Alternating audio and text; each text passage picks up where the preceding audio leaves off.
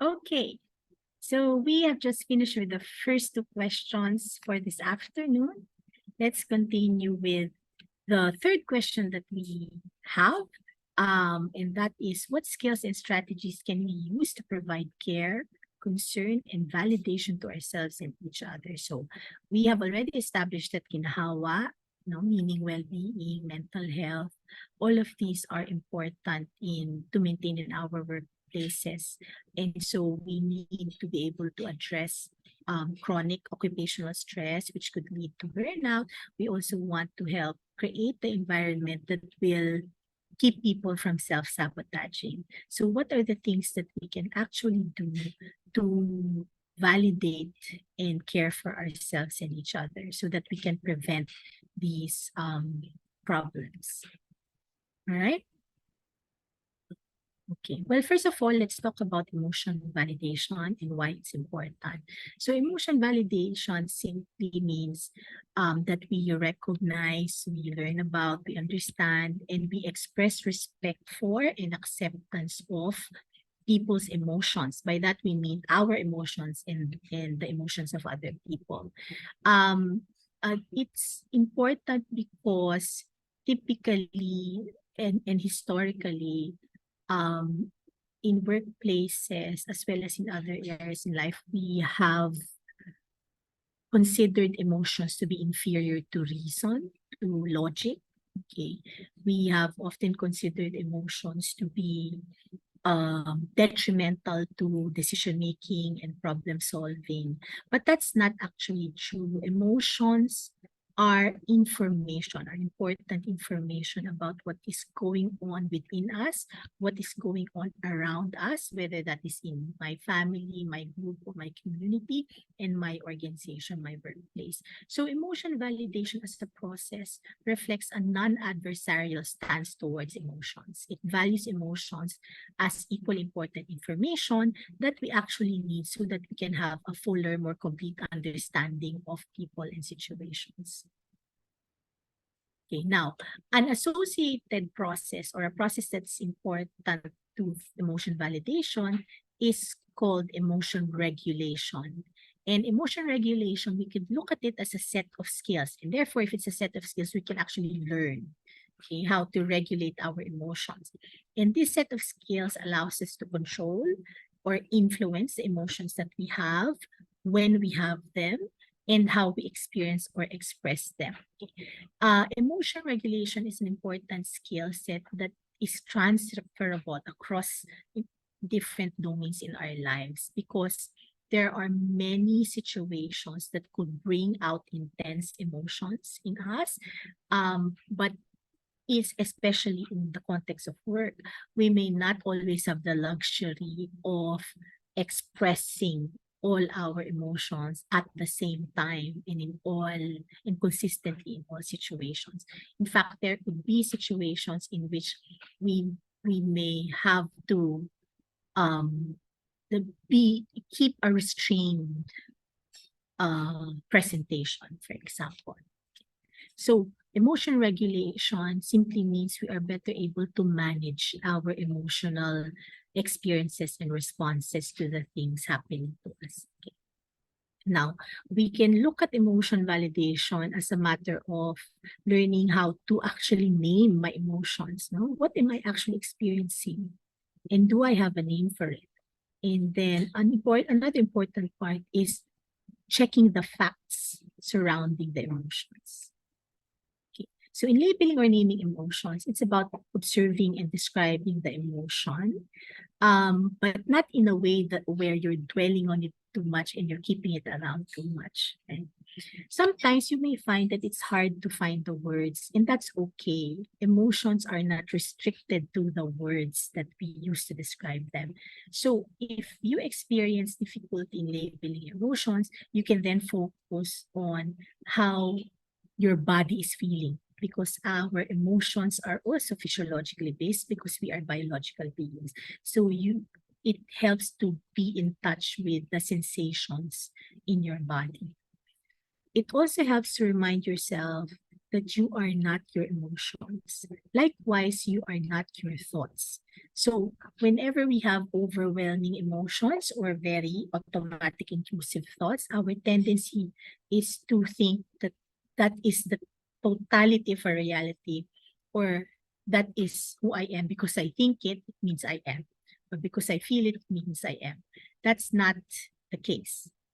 Who we are is bigger and much more profound than any one emotional reaction that you're having or any one thought that you have, no matter how intrusive or unpleasant these are. Okay, just to show you right now, this is the emotion wheel. And it shows you that emotions are so nuanced. We have so many words for our emotions. So part of getting to know your emotions is learning various emotion words and then checking, does it fit what I am experiencing? So it's a bit like expanding our vocabulary for emotions. So rather than just saying galit ako, you can nuance your experience further by asking yourself, yun nga lang bang nararamdaman ko? Or is it that I am also feeling let down? I'm also feeling bitter. No? Or maybe it's because I feel betrayed or I feel disrespected. So you see, there are nuances there. Another set of nuances would be instead of just say thinking or feeling, oh, I'm happy, and describing it as happy, it's no, get in touch with your happiness and ask yourself, what is this happiness I'm feeling? No, is it a much quieter contentment, right? Or is it a more expansive, creative feeling that I have? And am I feeling, let's say, excited and cheeky and confident? All right. So notice also my face changes when I'm talking about these nuances of happy, right? So part of the skill is to expand our vocabulary for emotions so that we could also get used to the language of emotions. We are so used to the language of logic and reason, but many of us need to practice expanding our language for emotions. And by the way, speaking of language for emotions, our culture gives us, our local languages gives us so many emotion words. All right. All right. Now let's go now to checking the facts. All right. Checking the facts refers to um, uh, looking into the lens, right, and understanding that that we use a lens to look at a particular situation, and the lens that we use can set off strong emotions, right? So meaning the way we frame or view a situation can incite certain emotional reactions in us. So it's good to know the facts of the situation, and it's also good to examine our thoughts about about the situation, because doing so can help us manage and change our emotional reactions if need be. Okay, so here are some guide questions for checking the facts. First of all, what is the emotion I am feeling about the situation? And what is actually the event or incident that has prompted this emotion? Now, what are my thoughts about it? What do I assume? No? What do I interpret? No? In other words, ano yung take ko dun sa nangyari, dun sa pangyayari? And then, here is a question of self-scrutiny. Talagang commitment siya to self-reflection. Does my emotion and the intensity of my emotions actually fit the facts? Right? If yes, well, what can I do to address the issue? If no, what else do I need to understand? So in other words, something could have happened at work that made me angry, but I still need to check in with the intensity of my anger. Is that proportionate to what happened? If it is, well, then what can I do about what happened? If it is not proportionate, maybe I need to understand my anger a bit more. What else am I being angry about? What other what what what other personal process in me is being triggered by the situation? Okay. So that's what we mean by checking the facts. Okay, so that's for emotion validation. Now, one way to provide emotion validation to ourselves and to other people is actually through dynamic listening. Of course, many of you are probably familiar with the term active listening. Okay, I prefer to call it dynamic listening because to me, we listen at different layers and levels of experience, and we have different targets or objects of listening. So first and foremost, definitely we listen to others, the people that we are in interaction or in conversation with, and we listen to what they say. Yes, so from a logic or a fact of a reasons rationality standpoint, we listen to words, know what is being said. But in dynamic listening, we also listen to what is not being said. So not only do we listen to thoughts, we also listen to emotions, right? That's why we started with emotion validation, and now we're linking it to dynamic listening. We cannot validate somebody that we haven't listened to. When we do dynamic listening, we're also listening to the context. What is going on? Sure, we said we're checking the facts, no? We're listening in for the facts. But we also want to get to know the context that gives rise to the facts. So an example of contextual consideration would be people's needs. What are the needs that are reflected in what people are saying? What concerns and perspectives are reflected in their thoughts, their words, and actions? Okay. Another contextual consideration is what is the ecology of your workplace? What is the climate in your workplace? Maybe people aren't aware that they could also be responding to that climate. Maybe you also need to be more aware if you are responding to that climate. So that's what we mean by listening to the context. In dynamic listening, we also listen to ourselves. In fact, it's very important to listen to ourselves. By this, we mean we need to get in touch with and be aware of our own thoughts and feelings about what is being shared. We need to be aware of our reactions to what others are saying and doing. And we take note if we have any reactions na uncharacteristic for us, no? Because this assumes we know ourselves somehow, so we have an idea if our action is extreme or uncharacteristic for us. Last but not least, we grab the opportunity to understand our personal motivations, needs, and concerns, and how these show up in our words and actions when we interact with our co-workers. Okay, so that's for dynamic listening. Now here are some, let's break it down into micro skills, kumbaga, in listening and responding, right? So as we go through this, feel free to imagine how you would use it in your conversations at work. Okay. First is very basic. It's really paying attention. No? We call it pagtutuon ng pansin. All right. Attending or attuning. Now, why is this important? Pagtutuon ng pansin helps us build trust and good relationships. It helps us to get to know the person and their needs better. Why? Because you cannot understand something that you don't pay enough attention to, right? It helps the person feel safe and validated, and it encourages the person to open up and disclose. So pagtutuon ng pansin, actually, I should note that pagtutuon ng pansin also benefits the one who pays attention, because it means you give yourself space to get out of your own head and focus your attention on somebody else. Okay, now, how do we do pagtutuon ng pansin or attuning? Well, we do it with our whole body. Huh? So we do it through our eyes, with our facial expressions, with our posture and demeanor. So you need to be mindful if you're coming across as bored or disinterested in the person you're talking to. Right? Same with your voice. Does my voice sound engaged or does it sound disengaged?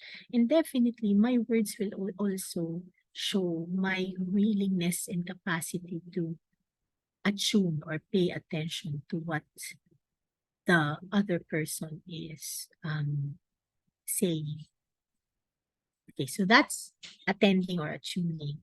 The next micro skill is called tracking and flowing or pagtutok at pagsabay. So part of effective or good responding in conversation is, can I stay with the other person's process? Can I flow with them? Or nade-derail ba yung pag-uusap kasi hindi ako nakakasabay sa kanila? Okay, here is an example of effective versus less effective tracking. So for example, sabi ng kausap, malas lang ata talaga ako. So imagine this in a conversation. Effective tracking would be something like, bakit mo palagay na malas ka lang talaga? Okay? While less effective tracking will be something like, uy, wag kang ganyan. Dapat magtiwala ka lang sa may kapal. Okay. I use this example because culturally, it seems like we have a norm for positive framing. And that's not necessarily always helpful.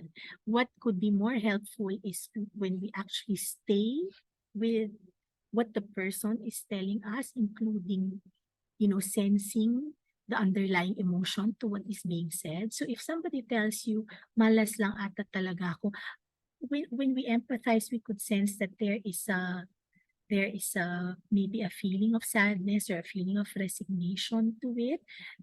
And that means we need to ask ourselves, well, if I witness that, how do I feel about somebody else's difficulty in hoping? Am I having a personal reaction to it? Because our tendency is, if I have a personal reaction to it, maybe that will motivate me to spin it so positively, just so it is more palatable to me. Now, of course, we're not saying sinasadya mo yun. What we're saying is sometimes we don't realize that that would be what's happening. And that is why, if you will notice, a lot of these guidelines are really about getting to know what our own issues and concerns are, because they really will come out in how we convey messages to each other. Okay. Now, another example is, your kausap says, alam mo, masaya ako ngayon, first time in a long time. Okay. So here, effective tracking would be, masaya ako para sa'yo, share mo naman kung anong nagpapasaya sa'yo ngayon. So it's effective because it stays with the emotion, it stays with what the person is saying, and responds accordingly. Less effective tracking would be, OMG ako din, super saya, ang saya-saya ko. This is less effective because it becomes about you and not about the happiness of the other person. So this is what we mean by pagtutok at pagsabay. Alright. Another micro skill to bring to your conversation so that these could be more validating is the skill of asking questions. Questions have purposes and functions. So one purpose is to get to know a person, right? Finding out their strengths, their resources, their contexts. Okay. Here we are reminded that no one question is bad or wrong per se. It's usually just that some questions could be poorly timed, or the question could be unresponsive to the context. So generally, there are two types of questions. We use closed questions if we want to fact find, because these are answerable with single response answers like yes or no. We use open questions when we want the other person to elaborate, to tell a story, when we want to create an open and safe atmosphere in the communication that will compel somebody to share more. So some examples would be, pwede mo bang ikwento sa akin ang nangyari? I would like to understand your perspective and experience of it. So this is an example of an open question, and then it's paired with a validation of somebody's perspective. Second example is, mayroon ka na bang mga naisip na po pwedeng gawin natin tungkol sa sitwasyon?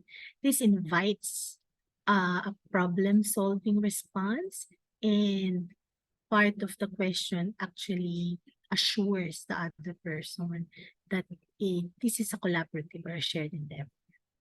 And the third one is actually an example of of combination question. So the first part is linawin ko lang. Nung Webes, mga 3:00 ng hapon, nag-email yung organizer ng conference pero hindi mo ito sinagot. So this one is an example of a closed question because you're simply confirming your understanding of a fact. And then the second part is, may I know kung ano yung ginawa mo tungkol sa email na yun? This is a bit more of an open question because it's inviting an elaboration of what the person did. Okay, so again, just to note, there's no bad or wrong question, but are the questions appropriate to the purposes as well as to the context of the conversation? Okay. Another skill is communicating our understanding or paghahatid ng pag-unawa. These are some of the things you can do to convey to your kausap na nauunawaan mo sila or that at na inuunawa mo sila. Okay. So encouragers are it could be nonverbal, nodding your head. Okay, it could be repeating keywords in what the person says, right? Paraphrasing, pagbabalik ng sinabi, so feeding back to the person what they have just said, maybe using some of your own words plus the keywords or important words of the person you're talking to. Summarizing, pagbubuod, clarifies and puts focus on what the person has said over a period of time. So it organizes everything. Okay, so I hear you saying this and that. Okay. So apart from paghatid ng pag-unawa or conveying our understanding, we could also reflect feelings and meanings or pagsasalamin, okay, ng damdamin at pakahulugan. Here, what do we mean by this? It means that when we can resonate and empathize with what's being shared with us, we can then communicate this empathy, not just by paraphrasing the content of what is said. So the focus is on actually reflecting underlying meanings and emotions. So I sense when you talk about this, I sense that you are actually feeling disappointed and sad about the situation. And then you can actually confirm kung tama yung nare-reflect mo. And of course, that requires an openness to however the other person will respond. Maaring tama yung pagkaka-reflect mo, pero maaring hindi. So mas in-nuance out, no? So may na-invite na response from the other person. Okay. So those are some of the micro skills in listening and responding so that we could have emotionally validating conversations with each other. Now, let's talk about a similarly important process that we could facilitate so that we can be more validating, we can show concern to our co-workers. This process is called encouragement, and one of the main thinkers in the psychodynamic school of thought in psychology, Alfred Adler, is the one who articulated the importance of encouragement in counseling and therapy. So according to Alfred Adler, mahalagang aspeto daw ng well-being, no, ng healing and ng well-being ang courage. Okay, pagkakaroon ng courage. And he defined courage as the willingness and commitment to act in accordance with our sense of shared humanity and concern for others. Courage is also the willingness and commitment to live our lives according to what we truly value. So malalim yung pakahulugan ng courage. No? So try to imagine, how will I act courageously in my workplace? So it is not necessarily bravery per se, yung acting without fear. In fact, one could argue courage is about acting despite fear. No? So in the context of workplaces, our fears are typically interpersonal. Pag ako ba nagsalita ay mapapahiya ba ako, no? Or gagalit ba yung mga katrabaho ko sa akin? Right? All right. So when people feel encouraged, they feel more connected to others and to their organization, and they become more willing to cooperate and collaborate. So encouragement is simply the process of helping people to get to know and then to leverage their personal strengths and resources. So helping them to develop that sense of courage. Now, what is the place of feedback, in the encouragement process? Well, we all have limitations, and the reminder to us is this is a fact of life rather than a moral failure. So encouragement does not deny the reality of limitations. So it is not about always explaining everything positively, all right? In fact, in the encouragement process, we help people to actually get to know their limitations in relation to their strengths, so that we could help them cultivate a more compassionate view of themselves that accommodates both their strengths and their limitations. And lastly, we also help them look into ways of being and working that would help them work around and or live peaceably with their limitations while they optimize and leverage their strengths and resources. So here, when we talk about feedback, we want feedback that is clear, concrete, that actually focuses on actions, what can be done, rather than the person's character, okay? And that invites curiosity about change. This is important so that people do not feel defensive about any limitations or missteps that they may have. Because again, the point is, it is part of the human condition to make missteps and have limitations. So it is a reminder to us that there is no such thing as perfect mental health or perfect productivity. Instead, we strive for optimal.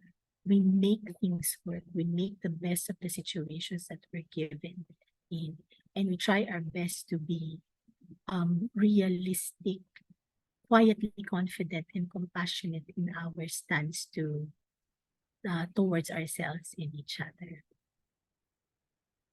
All right. So that's it for the second or the third question that we are looking into today.